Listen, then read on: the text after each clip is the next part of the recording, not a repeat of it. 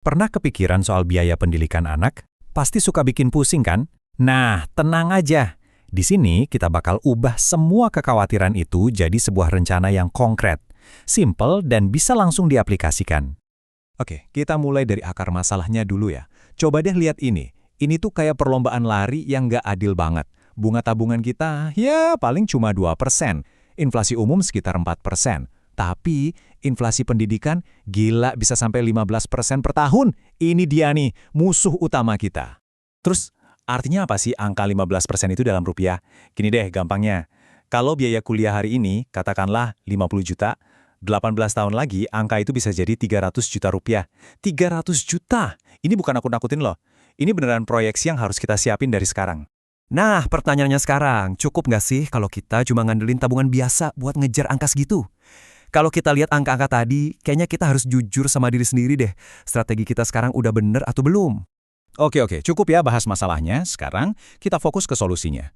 Di sini kita akan sama-sama bikin semacam blueprint-nya, panduan langkah demi langkah, buat ngamanin dana pendidikan si kecil, dan yang penting tanpa harus mengorbankan dana pensiun kita juga. Sip, kita masuk ke bagian pertama. Kita bedah dulu seberapa besar sih tantangan biaya pendidikan ini, terutama soal inflasinya yang gila-gilaan itu. Nah, ini dia poin kuncinya.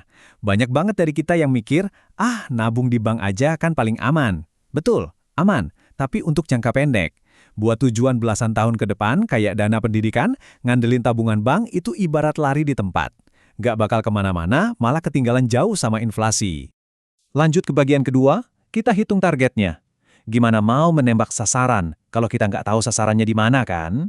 Yuk, kita cari tahu, berapa angka yang harus kita kejar. Caranya gampang banget kok, cuma 3 langkah. Pertama, cari tahu dulu biaya kuliah yang kamu incar itu sekarang berapa. Kedua, tentuin jangka waktunya, misalnya 18 tahun lagi. Nah, yang ketiga, kita masukin asumsi inflasi, kita pakai aja angka 10% per tahun buat ngitung target akhirnya. Dan jeng-jeng, ini dia hasilnya. Angka 50 juta yang tadi, dengan asumsi inflasi 10% setahun dalam 18 tahun ke depan, bakal jadi sekitar 300 juta. Lihat kan, ini loh kekuatan inflasi yang jadi musuh kita. Makanya, nabung biasa aja jelas gak akan cukup. Oke, targetnya udah dapat. Sekarang pertanyaannya, gimana cara nyampe ke sana? Nah, kita masuk ke bagian 3, menabung lawan investasi. Mana nih yang jadi jagoan kita? Kita lihat perbedaannya. Di sisi kiri, menabung. Ini ibaratnya kita jalan kaki.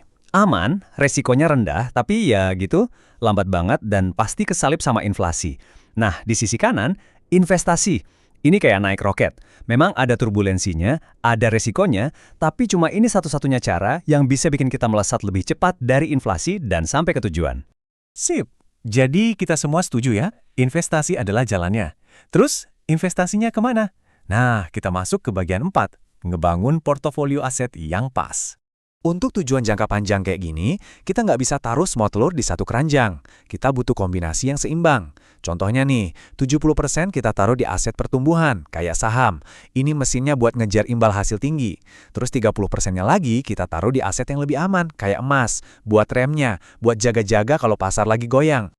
Jadi, perannya jelas banget ya. Aset kayak emas itu ibarat tameng atau perisai kita. Dia ngelindungin nilai aset kita biar nggak anjlok-anjlok amat. Nah, kalau saham, ini dia mesin roketnya. Tugasnya buat ngebut, mengakselerasi dana kita biar bisa menang lawan inflasi. Oke, kita sampai di bagian terakhir dan mungkin yang paling penting dari semuanya. Target udah, strategi udah. Tapi ada satu aset lagi. Aset yang paling kuat tapi sering banget kita lupakan. Apa itu? Waktu. Betul sekali, waktu adalah aset terbaik kita. Kenapa? Karena ada yang namanya keajaiban bunga majemuk. Semakin cepat kita mulai, semakin ringan kerja kita. Nunda 1 tahun aja, itu bisa bikin setoran bulanan yang kita butuhin jadi jauh lebih besar. Jadi pesannya cuma satu, jangan ditunda-tunda. Mulai aja sekarang, berapapun jumlahnya. Ingat ya, nyiapin dana pendidikan ini maraton, bukan sprint. Tapi kalau kita punya blueprint yang jelas, garis finishnya pasti kelihatan. Nah, sebagai penutup, saya jadi penasaran nih. Menurut kalian, apa sih bagian dari biaya pendidikan yang paling bikin kantong jebol sekarang? Uang pangkalnya kah? Biaya hidupnya? Atau ada yang lain? Coba deh share pendapat kalian di kolom komentar ya.